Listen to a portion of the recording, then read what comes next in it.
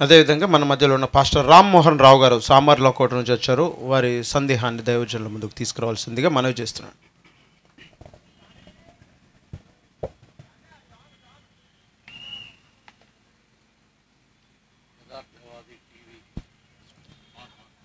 Yatharthavadi TV నిర్వహించు mark బాబు గారికి నా హృదయపూర్వక వందనాలు.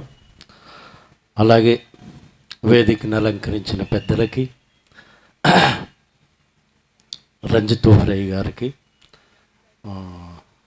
నాదొక ఇది ప్రశ్న, మరేమంటారు తెలియదు.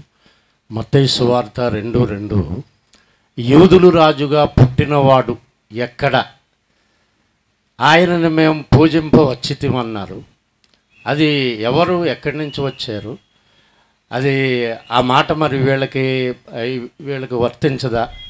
ఇప్పుడు అడిగే వాళ్ళకి ఎప్పుడు పుట్టాడు, ఎలా పుట్టాడు చెప్తాను. యేసును వెతుక్కుంటూ వచ్చి ఎక్కడ పుట్టాడని వెతుక్కొని కనుగొని ఆరాధించిన వారు తూర్పు దేశపు జ్ఞానులు. ఇప్పుడు పుట్టలేదంటున్న వారు తూర్పు దేశపు అజ్ఞానులు. కాబట్టి తలకలేనోడితో ఏం మాట్లాడతామండి?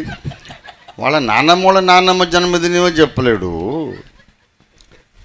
జగద్రక్షకుడిని గురించి ప్రశ్నిస్తాడు. అసలు యేసుప్రభు వారు ఏమన్నారంటే, అబ్రహాము పుట్టక ముందే నేనున్నాను, లోకము పుట్టక ముందే నేనున్నానని చెప్పాడు ఆయన.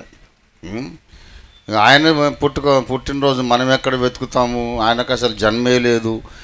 హెబ్రీ పత్రిక 7 ప్రకారము ఆయన తండ్రి లేనివాడు, తల్లి లేనివాడు, వంశావళి లేనివాడు, జీవితకాలానికి ఆరంభం లేదు, జీవనమునకు అంతము లేదు అన్న తర్వాత నీ బర్త్డే అని అడిగినవాడు వాడి బుర్రకాయలు మెదడు కాదు, పవిత్రమైన గోమలం ఉండి ఉంటుంది. లేకపోతే పవిత్రమైన అవతారమైనటువంటి వరాహము యొక్క మలమైన ఉంటుంది. యేసు ప్రభు వారి జన్మను గూర్చి ఎవడైనా వెటకారం చేస్తే వాడిని మేము 100 రెట్లు వెటకారం చేయగలం. జాగ్రత్త, యేసు ప్రభు వారు విశ్వచక్రవర్తి. ఆయన గురించి ఒళ్ళు దగ్గర పెట్టుకొని మాట్లాడాలి. అయ్యా, అది తూర్పు దేశపు అజ్ఞానులు. మీరు తూర్పు జిల్లా కదా, తూర్పు గోదావరి, కానీ మీరు తూర్పు జిల్లాలోని జ్ఞానులే మీరు. దేవునికి స్తోత్రం. చాలా సంతోషం.